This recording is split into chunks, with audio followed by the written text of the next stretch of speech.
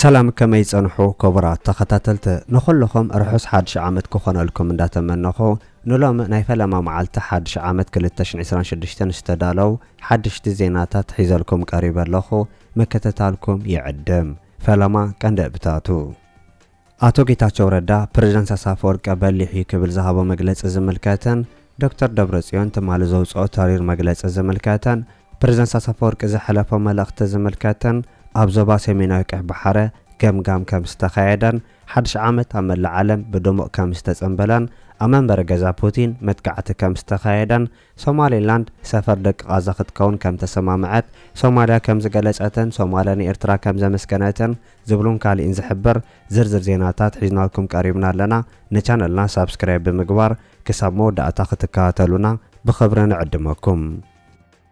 حدش عامتا من العالم تتصنبيلو اب سلامة وكانو ساب تركب ناشتو هاجر كيربات تركب كارتيميت حدش عامت كل 2026 استقبلت فلاميت دسيت كوينا خطقسن كلا اما العالم تتصنبل مكيادو تغاليصو اتا اكل نايت اب سلامة وكانو ستركب نشتو هاجر كيربيتي زخونه دسيت فلما حدش عام زبسرت كتكونن كلا اتا هاجر قداميت هاجر حدش عام زرغصت كوينا لا اتا بوقابن بتزاماد زي تبكلن ገምገም ባሕረ ዝተሰለመት ደሴታዊት ሃገር ኣስታት 137 ህዝብ ዘለዋ ክትከውንን ካላ ሓያሉ ሃገራት ሰላማዊ ውቅያኖስን ኣህጉር ኦሸንን ውን ሓድሽ ዓመት ፈሊመን ምጽንባለን ይሕበር ጽንብል ሓድሽ ዓመት ኣብ ኣሜሪካ ዝደባ ኩነታት መክያዶን ኣብ ከተማ ኒውዮርክ ዝካየድ ምድላዋት እቲ ዝያዳ ፍሉጥን መሳጥን ከም ዝኾነን ሓድሽ ዓመት ምእታውን ምብሳር ባሽሓ ዝቁጸሩ ሰባት ኣብ ታይም ስኩዌር ምእካቦምን ይጥቀስ ኣሎ እቲ ኣገዳሲ ክፋል ናይቲ ጽንብል ድማ ሙዳእ ኩዕሶ ኮይኑ ኣብ ድሮ ሓድሽ ዓመት ፍርቂ ለይቲ ሰዓት ምዝኣክል ዝፍጸም ምዃኑ ውን ጸብጻባት ይገልጹ ዝተፈላለዩ ሃገራት ዓለም ንሓድሽ ዓመት 2026 ከም ዝተቐበላ ዘንጽሩ ምንጭታት ኣብ ውሽጢ ዓደን ደገን ዝነብሩ ኤርትራውያን ውን ንሓድሽ ዓመት 2026 ብባህላውን ሃይማኖታውን ስርዓት كم زصنبلوا تغاليصلو نيوزيلاند اب اوكلاند بستدالو دمو سرعت متكواس رچت نحدش عامتا قديمن كاب استقبلا كتكونن كالا بياتاتا مسبار كساب دولات بمدوال بستفرالي سرعت لمداتاتن اقابل حدش عامت مفصامون بتوساخ تغاليصو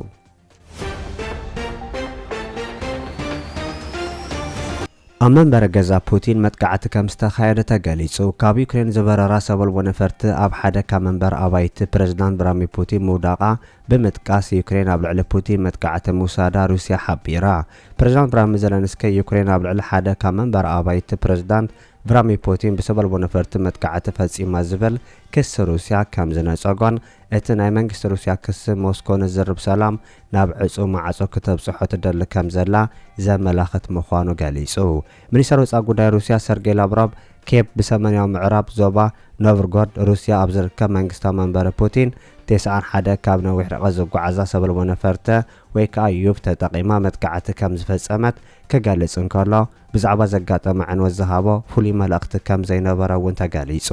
روسيا ድሕሪ ተመጥቃዕቲ ንሰላም ጸንሓ መርገጽ ክትግምግም ምዃና ክትገልጽ እንከላ ፑቲን ኣብ እዋን እቲ መጥቃዕቲ ተፈጸመሉ እዋን أبي كم زنبرة زاجد نصور كم زي كنا نهاية خباب من شتاتي قالحو زلنسكي نتكسر لهم حاسوة روسيا مخوانا إذا دما نكريميلين قبل علي يوكرين متقاعتن كقصال من مخنيتان مهابز علم مخوانا بمتقاس محبر سب عالم الميدياتاتن نتنا روسيا آويات كسمعو كم زي ولام حتى حساسيبو الله ات بريزيدنت وسيخون روسيا قدم حجه اب كيف نزر كابو هنصاتات منግስት ዕላማ ከም ዝገበራት ብምግላጽ እዝና ሕጂ ክሰ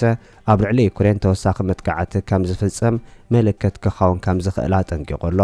ሩስያ ኣብ ልዕሊ ዩክሬን ክትገብሮ ትኽእል መጥቃዕቲ ንምቕጻል ምኽንያት ትደሊ ከም ዘላን ናብ ምቁራጽ ተኩስ ዝወስድ ምዕባለታት ከም ውድቀት ከም ተቆጽረውን እቲ ናይ ዩክሬን ፕሬዝዳንት ጉሁድ ገይርዎ ኣሎ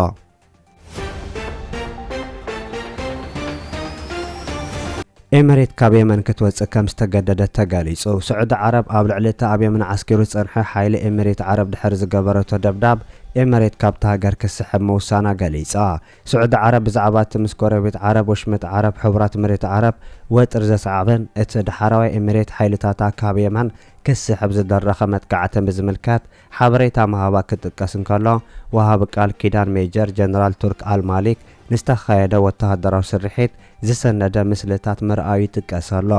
እተን ክልተ መራኸብ ልዕሊ 80 መካይንን ኮንቴነራትን ኣጽዋርን ተተኮስትን ሒዘን ከም ዝነበራ ዘንጽር እቲ ጸብጻብ ወሲኹ ድማ ናይ ኤሚሬት ወገን ንስዑድ ዓረብ ከይሓበረ ተሽከርከርቲ ኮንቴነራትን ኣባላት ኤሚሬትን ናብ መደበር ኣልኣርያ ከም ዘሰጋገረ ሓቢሩ ኣሎ። ኤሚሬት ብስዑድ ዓረብ ኣብ የመን ዝርከቡ ተቃዋምቲ ትድግፍ ከም ዘላ ድሕሪ ምክሳሳ ጸረ ሽበራ ብምባል ዝኣተወቶ ሓይሊ ካብ የመን ከተውፅእ ምውሳና ነጺራ ኣላ። ወተሃደራዊ ኣጽዋር ብምቅባል ትኽሰስ ዘላ ሕብረት መሬት ዓረብ ካብ የመን ክትወፅእ ብንግስነት ስዑድ ዓረብን ሰመዚ የመን ዝቐረበላ ጠለብ ከም ዝተቐበለትን ፕሬዝደንታዊ ቤት ምክሪ ናይቲ ኣብ ዓደን ዝርከብ መንግስቲ ኤሚሬት ዓረብ ኣብ ውሽጢ 24 ሰዓታት ካብቲ ሃገር ክትወፅእ ዘሕለፎ ትእዛዝ ብምስዓብያ ርያድ ነቲ ጻውዒት ምሕያላ እውን ምንጭታት ካብቲ ከባቢ ዝገልጹ።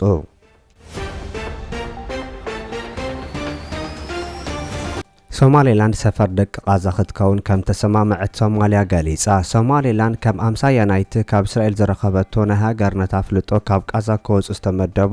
ደቂ ቃዛ ኣብቲ ሃገር ክሰፍሩ ከም ዝፈቐደት ፕሬዝዳንት ሶማልያ ገሊጹ።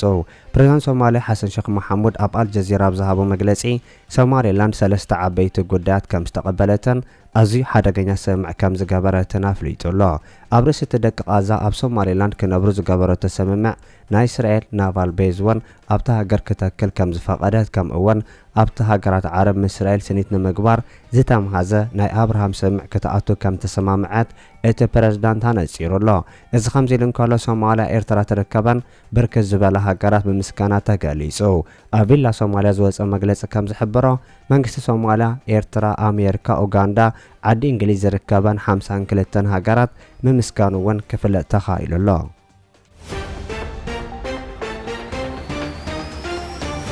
ዞባ ሰሜናዊ ቀይሕ ባሕሪ ኤርትራ ገምጋም ኣካይዱ። ቤት ጽሕፈት ሕርሻ ዞባ ሰሜናዊ ቀይሕ ባሕሪ ምስ መሻርክቲ ብምትሕባር ኣብ 2025 ዝተኻየዱ ንጥፈታት ገምጋም ብምግባር ኣብ መደባት 2026 ዘተኮረ ዘተ ምክያዱ ተገሊጹ።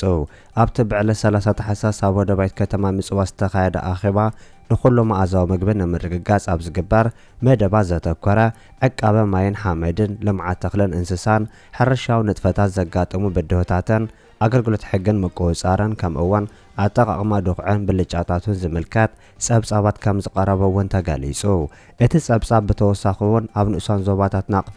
ኣብ ዓቤት፣ ሸይብ፣ ጊንዳዕ፣ ፎሮን ዘተባብዕ ንእሽቶን ኣፍራይን ሕርሻዊ ንጥፈታት ከም ዝተኻየደን ንሓረስቶት ኣብ ኣጠቃቅማ ድኹዕን ምስራሕ ቀፎ ንህቢ ዝምልከት ስልጠና ከም ዝተውሃበ ወሲኹ ገሊጹ።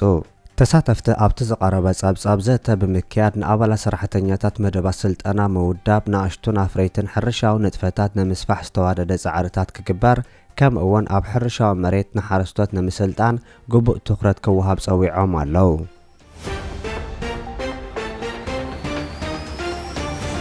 ፕሬዝዳንት ኢሳያስ አፈወርቂ መልእኽቲ ሂቡ። ፕሬዝዳንት ኢሳያስ አፈወርቂ ብምኽንያት ሓድሽ ዓመት መልእኽቲ ሓድሽ ዓመት 2026 ኣመሓላሊፉ።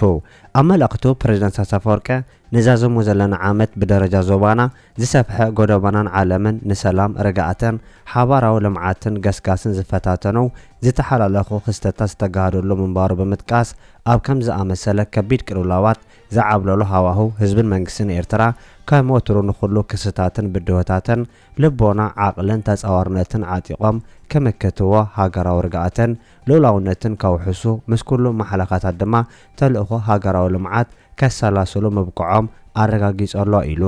ኣብ ዓመተ 2026 እዚ ሕላገት እዚ ብዝያዳ ደሚቑ ገስጋስ ህንፀትን ልምዓትን ሃገር ብዝሓየለ ናሃሪ ክቕጽል ሰናይ ትምኒቱ ዝገለጸት ፕሬዝዳንት ንመላእ ህዝቢ ኤርትራ ኣብ ውሽጥን ወፃእን ንዑምታት ሓይልታት ምክልኻሉ ዮሃና ርሑስ ሓድሽ ዓመት ልደትን ኢሉ።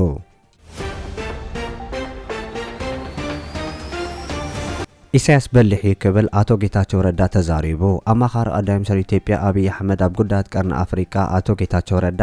ትማሊ ምሸት ኣብ ዝተዘርግሐ ካልኣይ ክፋል ቃለ መሕተቱ ኣብ ዝሃቦ መግለጺ ፕሬዝዳንት ኢሳያስ አፈወርቂ በሊሕዩ ብናህና ሰራዊት ክዋጋእ ዝደለ ወፃእ ብዝንክየሉ መንገዲ ከጥቅዐካ ዝደሊ ኣብ ሱዳን ናትና ኣርሚ 7 ሰራዊት ተጠቂሙ ንኣልቡርሃን ይደግፈካ ኣለኹ ይብለሎ ዝበለ ኮይኑ ሻዕብያ ናቱ ሰራዊት ኣይጥቀመን እዩ ቴክኖሎጂን ዓቕምን ካልኢን የብሉን ብተወሳኺ እውን ሰራዊት ኤርትራ ናይ ፕሬዝዳንት ሓላዊው ፕሬዝዳንት ኢሳያስ አፈወርቂ ሓላውቱ ናብ ኢትዮጵያ ልኢኹ በቲኑ ኣብ ኣስመራ ብሰላም ክነብር ይኽእል ኢሉ ኣይሓስብን ኢሉ ፕሬዝዳንት ኢሳያስ አፈወርቂ እዚ ናይ ተበላጽነት ኣካይዳ ከዓ ካብ ግብጺ ተማሂሩ ክብል ኣቶ ጌታቸው ረዳ ተዛሪቡ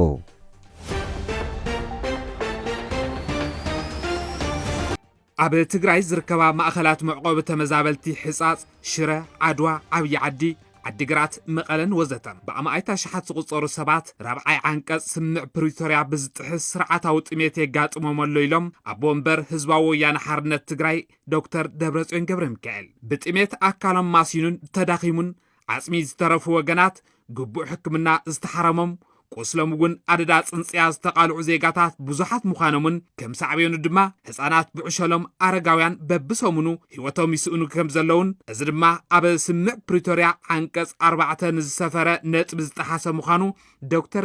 ዶክተር ደብረጽዮን ገብረ ሚካኤል ገሊጾም ሕዚ እውን መንግስቲ ፌደራል ንስምዕ ፕሪቶርያ ብምጥሓስ ኣብ ትግራይ ኣብ ልዕሊ ተመዛበልቲ ዝተጠናኸረ ጅምላዊ ጥሜት ክቕጽል ይገብር ከም ዘሎን ኣብ ክንዲ ህጹጽ ሓገዝ ዘቀላጥፍ ስራሕ ምስራሕ ናብ ሓቃውነት ዘይብሉ ክስታትን ፕሮፓጋንዳን ምእታው እቶም ኣቦ እምበር ኣብርዮም ዛጊት ትርጉም ዘለዎ ደገፍ ክገብር ዘይከኣለ ኮሚሽን ምሕደራ ስጋኣት ሓደጋ ፌደራል ስቃይ ተመዛበልቲ ብዝኸፍአ ኣብ ዘጋድዱ መግለጽታት ፕሮፓጋንዳ ኣድሂቡ ከም ዘሎን ስቃይ ወገናቶም ኣደንጊጽዎም ሓገዝን ምግባር ኣብ ልዕሊ ዝንቀሳቐሱ ነጠፍቲ ማሕበራዊ ሚድያ እውን ንህዝቦም ሓገዝ ምግባሮም ከም ገበን ተቆፂሩ ከፈራርሖምን ከሸቁሮምን ተራእዩ ኢሎም ዶክተር ደብረጽዮን ገብረ ሚካኤል ብጥሜት ንዝተጎድኡ ወገናት ንምድጋፍ ሓገዝ ዘተኣኻኸቡ ቲክቶከራት ብምፍራሕ ንግዳያት ጥሜት ኢሎም ዝኣከብዎ ብዓሰርተታት ሚልዮን ዝቁጸር ብር ናብ ሒሳብ መንግስቲ ፌደራል ከእትውዎ ተገዲዶም እዮም ክብሉ ከም ኣብነት ጠቂሶም እቶም ኣቦ እምበር ብመሰረት ስምምዕነት ፕሪቶርያ ናምበረበቶም ክምለሱ ዝግብኦም ልዕሊ